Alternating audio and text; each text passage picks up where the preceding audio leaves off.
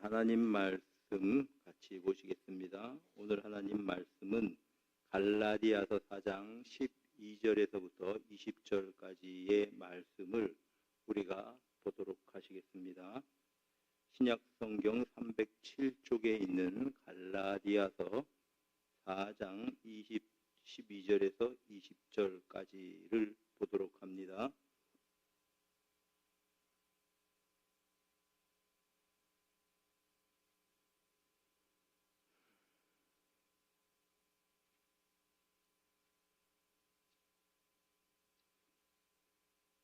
찾으셨으면 우리가 한 절씩 교독하도록 하겠습니다.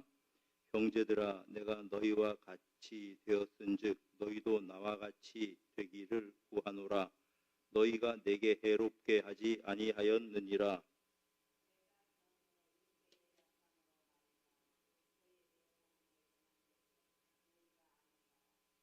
너희를 시험하는 것이 내 육체에 있으되 이것을 너희가 업신여기지도 아니하며 버리지도 아니하고 오직 나를 하나님의 천사와 같이 또는 그리스도 예수와 같이 영접하였도다.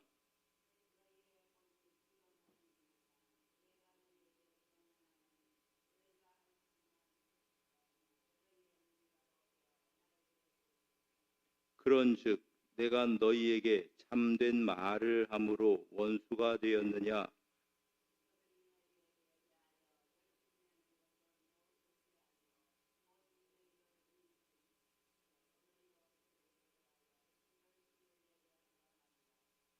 좋은 일에 대하여 열심으로 사모함을 받음은 내가 너희를 대하였을 때뿐 아니라 언제든지 좋으니라.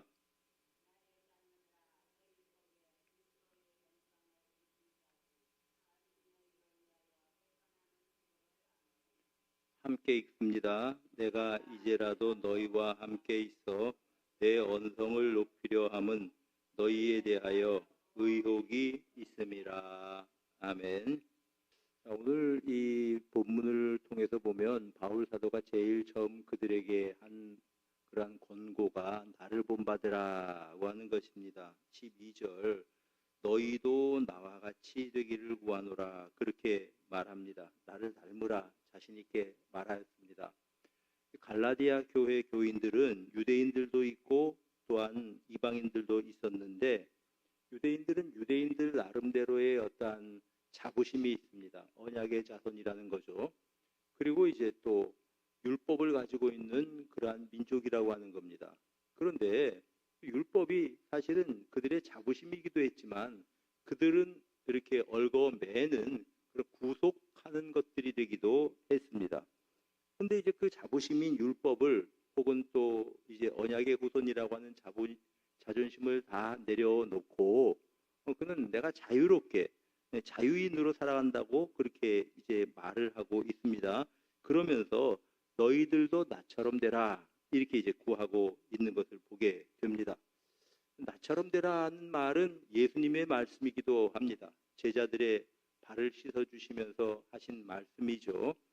내가 이제 선생과 주가 되어서 너희의 발을 씻어주었으니까 너희도 서로 발을 씻어주는 것이 합당하다. 그래서 나를 닮으라 예수님께서 말씀하셨고 바울 사도는 너희들도 나를 닮았으면 좋겠다.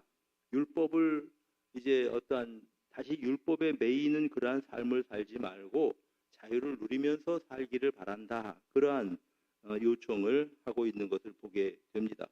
13절에 보면 이렇게 말씀을 하죠. 내가 처음에 육체의 약함으로 말미암아 너희에게 복음을 전한 것을 너희가 아는 바라. 육체의 약함으로 복음을 전했다는 것이 무슨 뜻일까요? 자, 지도를 한번 좀 보겠습니다. 지도 처음에 이제 갈라디아 지역에 복음이 전했을 때 이렇게 보면 여기 이제 구브로라고 하는 섬이 있죠. 여기가 지중해고 그 다음에 여기가 이제 그 예루살렘이 여기 있고 그리고 이제 안디옥 여기가 안디옥이 하나 있고 여기는 수리아 안디옥이라고 말하고 여기도 안디옥이 하나 있습니다. 비시디아 안디옥. 그러니까 이제 처음에 배를 타고 가서 이쪽에서 복음을 전하죠. 복음을 전하고 하다가 여기서 또다시 배를 타고 버가라고 하는 곳에 갔습니다. 그러니까 바울 사도가 바울사도가 배를 타고 갔을 때는 여기에서 가려고 하는 목적지가 아마도 에베소였을 것이다 이렇게 보죠. 그럼 여기서 버가라는 데에서 에베소가 요쯤 있습니다. 여기 쏙 들어가지고 여기쯤이요. 그러면 여기서 이쪽으로 쭉 가야 될 터인데 왜 그러면 바울 사도가 경로를 바꾸어서 안디옥으로 가게 됐냐? 요 안디옥 요 지역이 갈라디아입니다. 요 지역이 안디옥이라고 하는 그러니까 안디옥에 복음을 전하게 된 것은 원래 이쪽으로 가려고 하다가 일로 방향을 선했다고 그렇게 보는 거죠. 그러면 그 이유가 있다고 하는 말입니다. 요 버가라고 하는 곳이 굉장히 모기도 많이 살고 해서 말라리아가 유행하기도 하고 걸리기도 하던 그러한 지역이었습니다. 그래서 많은 성경학자들이 아마도 이 지역에서 바울 사도의 일행이 말라리아에 걸렸을 거다. 그리고 여기에서 버가에서 마가 요한이 그 일행에서부터 떨어지거든요. 그래서 다시 이제 예루살렘으로 돌아오죠, 그 사람이. 그러니까 아마도 이런 어떤 그 질병 때문에 고통을 겪었을 것이다 이렇게 봅니다. 그러면 그런 몸으로 멀리 여행을 해서 에베소로 가는 것보다는 여기 보면 버가 위쪽으로 요 안디옥 요 부분까지가 산맥이 하나 있습니다. 타우르스 산맥이라 그래요.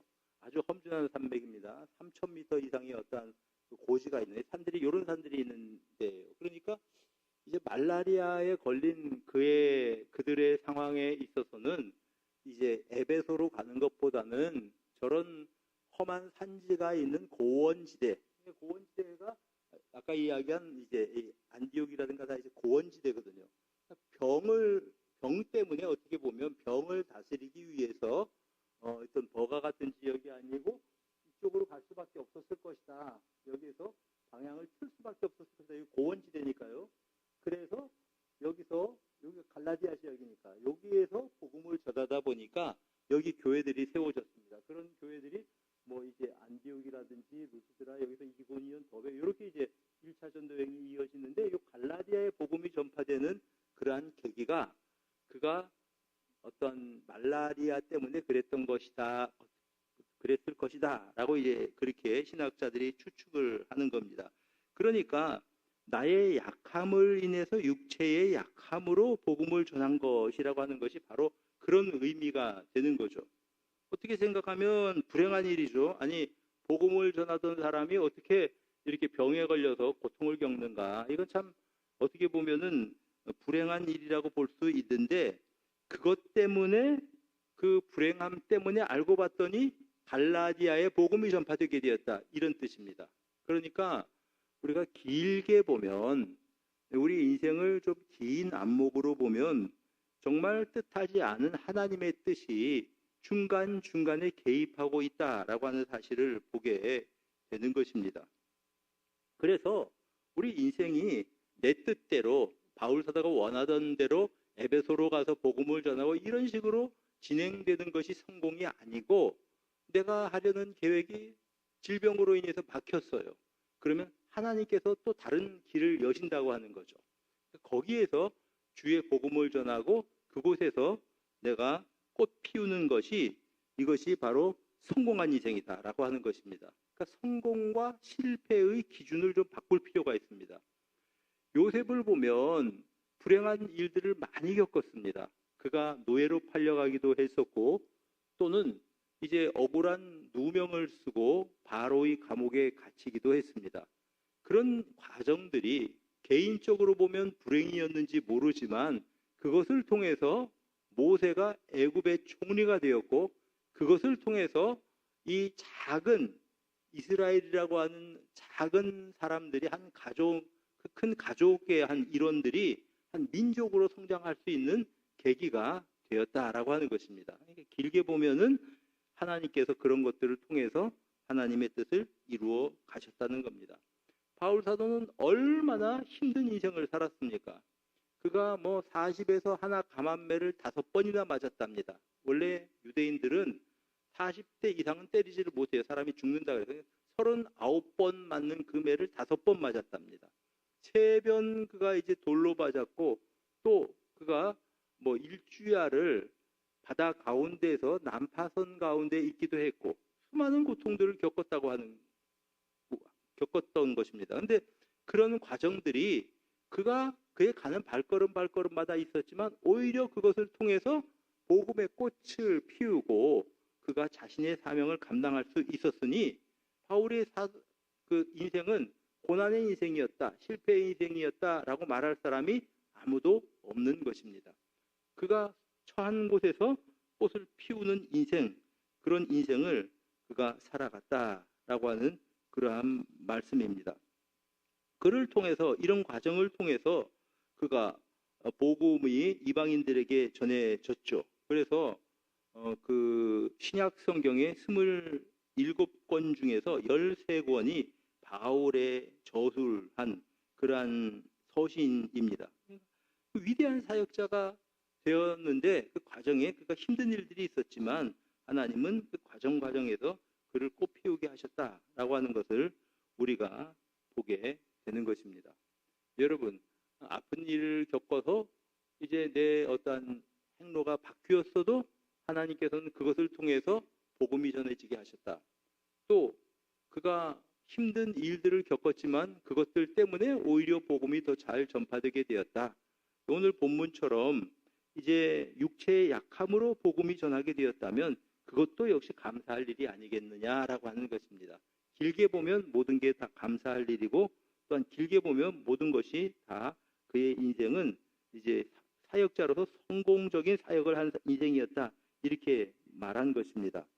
여러분, 우리 성도님들도 내가 살려고 했었던 어떤 인생의 계획이 내 마음대로 다 되지 않았다고 해서 그 인생이 실패한 것은 아니라고 하는 것을 아시기 바랍니다. 하나님께서 내게 주어진 그 환경, 나를 심어 놓은 그곳에서 꽃 피우는 인생은 위대한 인생이다 라고 하는 것입니다. 또 이제 본문을 계속 읽다 보니까 이 공동체를 깨뜨린 사탄의 이간질을 조심하라고 그렇게 경고하고 있는 것을 보게 됩니다. 14절, 너희를 시험하는 것이 내 육체에 있으되 이것을 너희가 업신여기지도 아니하고 버리지도 아니하고 오직 나를 하나님의 천사와 같이 그리스도의 예수와 같이 영접하였도다. 자, 그들을 시험하는 것이 무엇이었을까요? 이것을 무엇이었을까? 우리 고린도전서 12장에 보면은, 고린도후서 12장이죠. 그 바울 사도가 이제 육체의 가시가 자기에게 있었다고 그렇게 고백을 합니다. 아마도 이 육체의 가시가 안질이었을 가능성이 있습니다. 뭐냐 하면 바울 사도가 그 예수님을 만난 그 순간에 순간적으로 맹인이 되었거든요. 앞을 보지 못했습니다.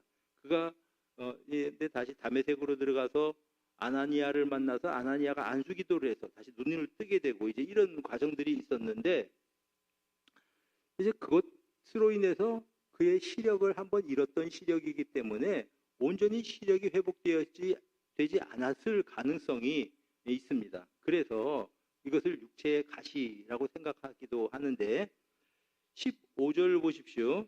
할 수만 있었더라면 너희의 눈이라도 빼서 나에게 주었을 것이다. 이것을 보면 아마도 그가 어떤 가지고 있었던 육체의 가시가 거부감을 느낄 수 있었던 가시가 바로 그런 것이 아니었을까라고 생각을 합니다.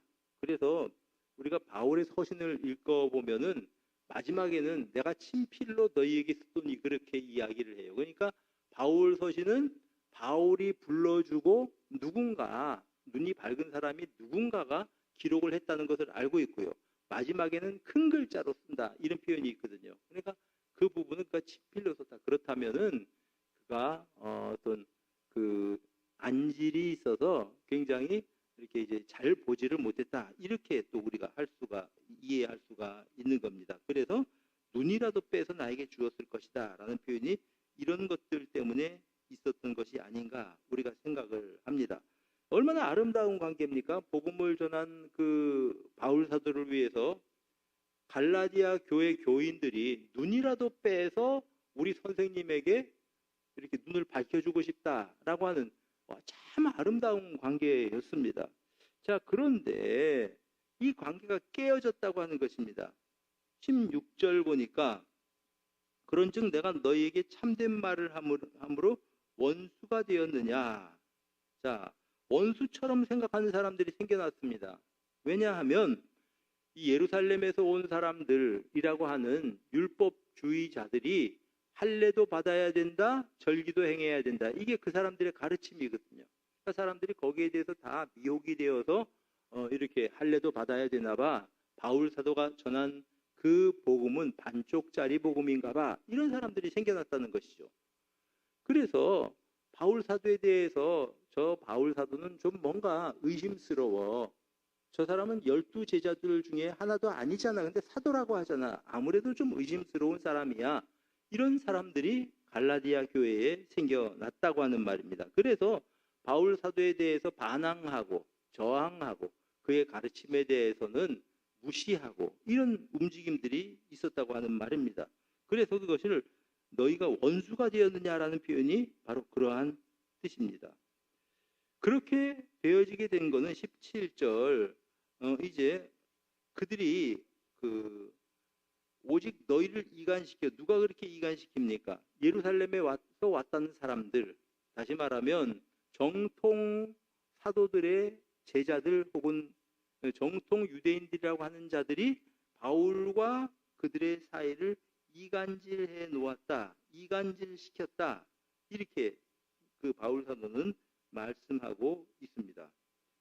여러분, 사실 바울 사도가 전하는 이 복음은요, 예루살렘에 있는 베드로나 요한 같은 사도들이 전한 복음과 정확하게 똑같았습니다. 그래서 그 사도들이 바울 사도에게 와서 교제의 악수를 하기도 했고, 또 예루살렘 회의에서 그들이 전하는 복음이 이방인들에게 전하는 복음이 맞다라고 확인해 주기도 했습니다. 사도행전 15장에서.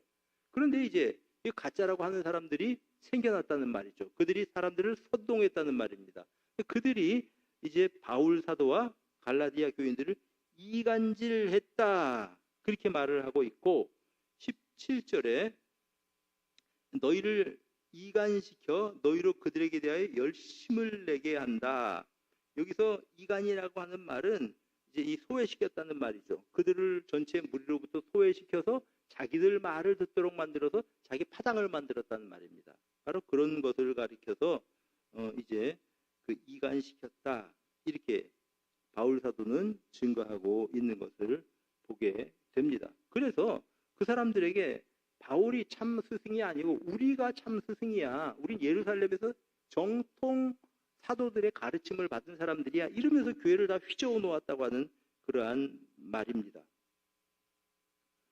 그래서 이제 뭐 바울 사도를 보니까 그 외모를 봐라, 시원치 않지. 바울 사도의 외모가 시원치 않았던 것 같아요. 바울 사도를 봐라, 말이 좀 어눌하지. 아마 말도 잘하지 아주 유창하게 하던 사람이 아니었던 것 같습니다. 그러면서 막 바울 사도를 뒤어 흔들어 놓았었던 것입니다. 그것을 뭐라고 말하냐면 이간이라고 말하고 있습니다. 여러분, 사람과 사람 사이에를 이렇게 이간질을 하는 것, 이것이 사탄의 일입니다. 여러분, 사탄의 이름이 뭐냐 하면 사도행전 요한계시록 12장 10절에 보니까는 이제 우리 형제들을 참소하던 자라 그렇게 이야기했거든요. 하나님 앞에서 참소하는 거죠. 저 사람은 저래서 나쁘고 저 사람은 저래서 저러고, 이 참소가 말하자면 마귀의 이름인데 참소하는 것은 마귀 짓이라고 하는 이야기입니다. 가서 사람들 갖다 저 사람이 둘이 굉장히 가까워요. 그럼 중간에 이 사람한테 다른 말하고 저 사람한테 다른 말해서 둘 사이를 갈라놓고 자기가 그 가운데서 둘 사이의 관계 가운데 어떤 것을 취하려고 하는 것은 이게 이간질인데, 그것이 이간질은 바로 이제 이 사탄이 하는 일이다, 이렇게 이야기를 하는 것이지요. 실제로 고린도후서 11장 14절에는 이렇게 고린도 교회 교인들과 자신을 이간질하는 그러한 사람들에 대해서 뭐라고 이야기했냐면은 아주 대놓고 사탄의 일꾼이라고 바울 사도는 그렇게 이야기를 했습니다. 여러분, 교회 공동체를 나눠놓기 위해서 속닥속닥해서 여기서 이 말하고 저기서 저 말하고 그래서 교회 공동체를 나누는 사람이 있다, 이거는 사탄의 일을 하는 사람이다, 이런 뜻이에요. 여러분, 이거 우리들이 조심해야 됩니다. 교회에 덕 세운다는 이야기를 자주 하는 이야기가 그런데 나는 맞는 말 했다 그러면서 여기서 이 말하고 막 얘기를 해요. 저기서 또 저 말하고 그래가지고 사람들 사이를 갈라놓는 거죠. 교회를 갈라놓는 거죠. 그거는 마귀짓이다라고 우리가 말할 수가 있는 겁니다. 바울 사도가 이 공동체를 깨서 이간질을 하려는 사람들에 대해서 이제 이 경고하고 있는 것입니다. 그렇게 하면 안 된다. 그들이 너희를 떼어서 자기들이 그들에게 리더십을 행사하기 위해서 이간질을 하고 악한 일을 하는 것인데 거기 속아 넘어가면 안 된다라고 이렇게 이제 말하고 있는 것입니다. 여러분 항상 이제 이 이단들이나 이제 이런 사람들이 하는 방법이 그렇죠. 내가 아는 그 어떤 목사님이 교인들이 열심히 한 7명 정도가 그렇게 열심히 사람들이 있었대. 새벽마다 와서 새벽 기도도 나오고 하는 여자 성도들이 7명이 있었는데 어느 날 목사님께 와서 이렇게 이야기를 하더랍니다. 목사님, 우리가 기도원회를 좀 다녀올게요. 그 당시에 이제 기도원 사람들이 많이 다닐 때거든요. 그래서 그렇습니까? 그래서 어느 기도원이 이제 그렇게 좀 건전하고 하다고 하니까 거기에 다녀오십시오. 이렇게 이야기가 됐습니다. 그래, 이 여 집사님들이 가서 기도원에 가서 이제 열심히 기도하고 이제 돌아온 줄 알았죠, 목사님이. 근데 기도원에 갔다 온 그 다음 날부터 이 새벽 기도를 안 나오더래요, 이 사람들이. 기도 자리에도 안 나오고 그러더래요. 이게 도대체 무슨 일이 생겼나. 그래서 그 여 집사님들을 목사님이 다 한번 불렀습니다. 아니 왜들 그러십니까? 기도원에 가서 은혜를 받았으면 더 열심히 기도를 하셔야죠. 왜 그렇게 하십니까? 그랬더니 목사님, 우리 이제 새벽에 나와서 기도 안 해도 되게 됐습니다. 해방을 얻었습니다. 그렇게 이야기를 하더래요. 무슨 해방입니까? 그랬더니 우리가 거기서 아주 신령한 목사님을 만났습니다. 뭐가 신령한데요? 그랬더니 그러더래요. 여러분들이 나는 기도를 많이 하는 사람이고 매일 기도를 하는 사람인데 여러분들이 가지고 있는 기도 제목을 한번 다 말해봐라. 종이에 다 적었대요.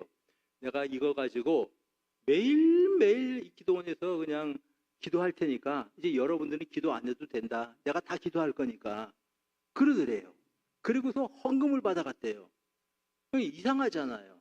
아니 왜 다른 교회 교인들한테 이제 자기가 기도해 준다 그러고 당신들은 이제 당신들 교회 가서 기도 안 해도 된다 그러고 그 사람들한테 헌금 받아가고 그런 목사가 어디 있습니까? 그래서 목사님이 기가 막혔답니다. 그래서 이 집사님들한테 일러주었대요. 기도는 여러분들이 하셔야지 남들한테 기도하라고 맡겨놓고 그 다음에 그 기도한 거에 수고한다고 거기서 헌금 주고 헌금이 아니라 그 사람한테 준 거죠. 수고비초로. 하나님께 헌금이 아니고. 그렇게 하면 안 됩니다. 그러고 아주 호되게 야단을 쳐서 가르쳤다는 이야기를 하더라고요. 그래서 참 별일이 다 있다. 이런 게 바로 교회를 깨뜨리는 거죠. 사실은 알고 보면. 자기가 그 사람들에게 이제 관리를 해서 그 사람들을 목사님으로부터 떼놓으려고 하는 거죠. 그것이 이간입니다. 이간. 바울 사도가 이 갈라디아 교회에서 잘 복음을 전해서 잘하고 있었던 그 교회에 갈라디아 교회인들이 찾아와 가지고 바울 사도의 리더십을 흔들어서 자기 말을 듣게 만드는 거죠. 이게 이간질이라고 하는 거죠. 그래서 여기에 대해서 갈라디아서를 쓴 목적이 바로 이런 목적이 있었던 것입니다. 그래서 우리는 어떤 사람들이 우리에 대해서 어떤 다른 사람에 대해서 좀 불리한 말을 하고 이간질을 하더라도 분별할 줄 아는 성도님들이 되시기를 바랍니다. 항상 긍정적인 말을 하는 사람들이 되시기를 바랍니다. 뭐 얘기하면 항상 부정적으로 이야기하는 사람이 있어요. 항상 뭐 부정적으로 뭐 이야기를 하고 그것만 팔고 그런데 항상 어떤 일에 있어서 우리들이 긍정적으로 생각하고 남을 배려해서 이야기를 해주고 교회를 든든히 세우기 위해서 이야기를 하고 이제 이런 사람들이 하나님께서 기뻐하는 일꾼이다라는 겁니다. 그렇지 않으면 사람들 마음을 나누는 일을 하게 될 수도 있다라고 하는 것입니다.